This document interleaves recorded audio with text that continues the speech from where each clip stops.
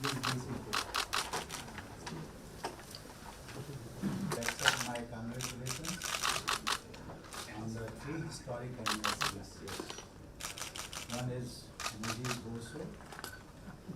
Second is the 50th anniversary of Bangladesh. আমাদের দেশে যদি মারে তাকে বলে এক্সট্রা জুডিশিয়াল কিলিং, আর আপনার দেশে মারলে বলে in the line of duty.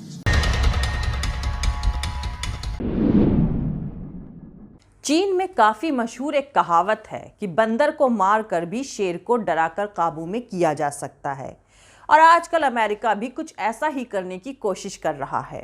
वो अपना पैगाम किसी और को देने के लिए कान बांग्लादेश के मरोड़ रहा है। दोस्तों, तकरीबन 10 दिनों पहले अमेरिकी फाइनेंस मिनिस्ट्री के office of foreign assets control OFAC ने बांग्लादेश की security force rapid action battalion यानी रैप और उसके कुछ सिक्योरिटी ऑफिसर्स पर बैन लगाया था। बांग्लादेश ने अमेरिका के इस फैसले पर खासी नाराजगी जताई थी।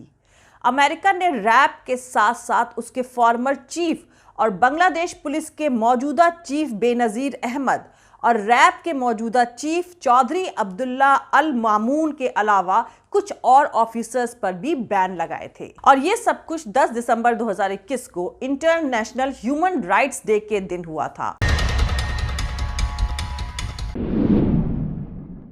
और अब इस बैन के चलते इन लोगों को अमेरिका का वीजा नहीं मिल सकेगा, और अगर इनकी प्रॉपर्टीज या संपत्तियां कुछ अमेरिका में हुई तो उन्हें भी जब्त कर लिया जाएगा। स्ट्रैटेजिक मामलों के जानकार बांग्लादेश को लेकर इस उठाए गए अमेरिका के कदम पर काफी हैरान हैं, क्योंकि बांग्लादेश की सेना के चीफ ने कुछ ही महीनों पहले अमेरिका का दौरा किया था और दोनों मुल्कों की सेनाओं ने आपसी कोऑपरेशन बढ़ाने का करार भी किया था। वहीं इसी साल फरवरी में अमेरिकी फॉरेन मिनिस्ट्री के रिप्रेजेंटेटिव ने बांग्लादेश का दौरा भी किया था। जानकार कहते हैं कि अमेरिका हमेशा से ही बांग्लादेश के साथ बेहतर रिश्ते रखना चाहता है ताकि वो साउथ एशिया में चीन के मंसूबों को रोक सके। ताज्जुब करने वाली बात यहां पर यह भी है कि बांग्लादेश अमेरिका को बड़े पैमाने पर रेडीमेड गारमेंट्स एक्सपोर्ट करता रहा है।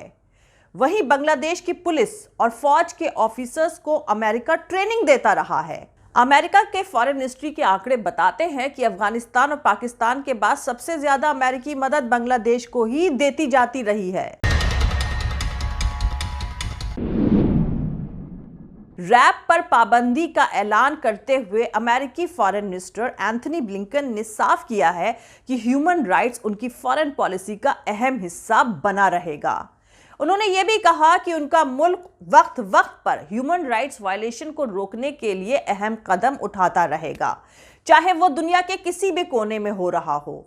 तो यहां पर आपको बता दूं कि अमेरिका ने बांग्लादेश की जिस security force rapid action battalion यानी रैप और उसके कुछ सिक्योरिटी ऑफिसर्स पर बैन लगाया है, इस पैरामिलिट्री फोर्सेस की शुरुआत साल 2004 में प्रधानमंत्री खालिदा जिया की अगुवाई वाली बांग्लादेश नेशनलिस्ट पार्टी की हुकूमत के दौरान हुई थी। 2 दशक होने को आ रहे हैं और एमनेस्टी इंटरनेशनल ने इस फोर्स पर तकरीबन 1200 से ज्यादा फर्जी मुठभेड़ करने के इल्जाम लगाए हैं। रैपिड एक्शन बटालियन यानी रैप पर यह भी इल्जाम लगा है कि लगभग 500 लोगों की गुमशुदगी की कोई जानकारी नहीं है। Human right organization human rights watch ने रैप को लेकर कई बार अलग अलग रिपोर्ट्स जारी करी हैं, जिसमें रैप पर ह्यूमन राइट्स वायलेशन को लेकर बेहद संजीदा इल्जाम लगाए गए हैं। जैसे 2010 में जब बांग्लादेश नेशनलिस्ट पार्टी BNP के कद्दावर नेता चौधरी असलम अचानक गायब हो गए थे। उनके अचानक गायब होने का इल्जाम बांग्लादेश के इसी रैपिड एक्शन बटालियन यानी रैप पर लगा था।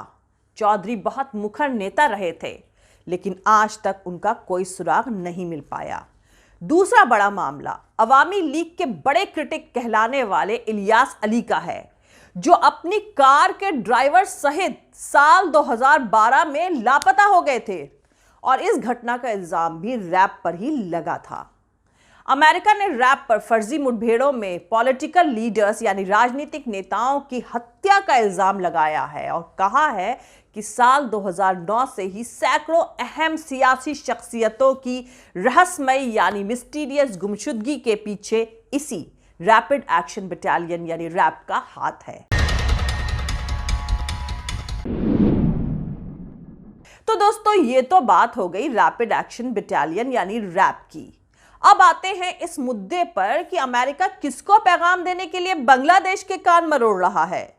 यहां पर आपको याद दिला दूं कि अभी पिछले हफ्ते ही अमेरिकी प्रेसिडेंट जो बाइडेन ने एक वर्चुअल डेमोक्रेसी समिट करी थी, जिसमें भारत सहित कुल 110 मुल्क शामिल हुए थे, लेकिन इसमें बांग्लादेश को नहीं इनवाइट किया गया था।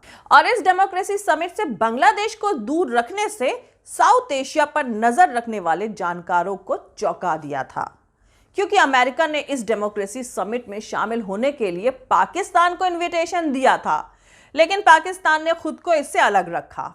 अमेरिका ने चीन और बांग्लादेश को पहले ही इनवाइट नहीं किया था।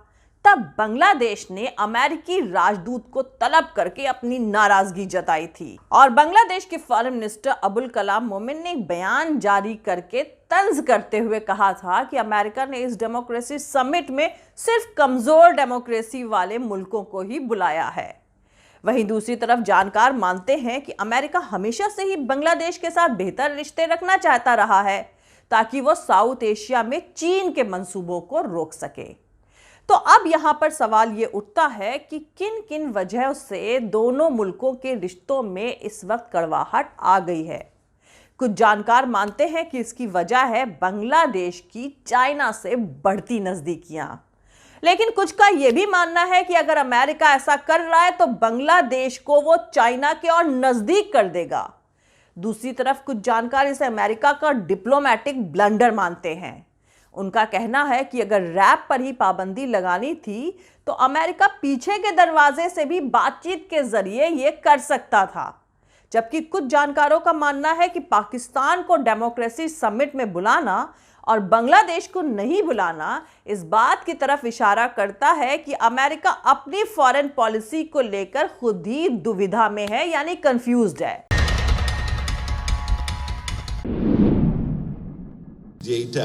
দেশবাসী খুব গ্রহণ করে নাই, বিশেষ করে গ্রহণ করে না এই জন্য Bangladesh has not received the decision well, majorly because Bangladesh and United States share a very trusted friendship. We usually discuss everything. Bangladesh is a country that believes in solving issues through discussions. Naturally, we assumed that US will inform us about the decision.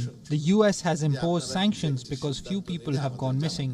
But every year, about 600,000 people go missing across the US, and in Bangladesh, only a few go missing each year.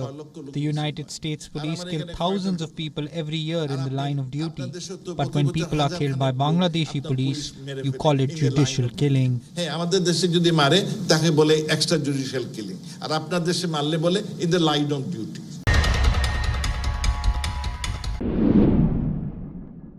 America का यह कदम बांग्लादेश की राष्ट्रवादी ताकतों को और मजबूत करेगा और वो अपनी सरकार पर चाइना की तरफ जाने का दबाव बढ़ा देंगे।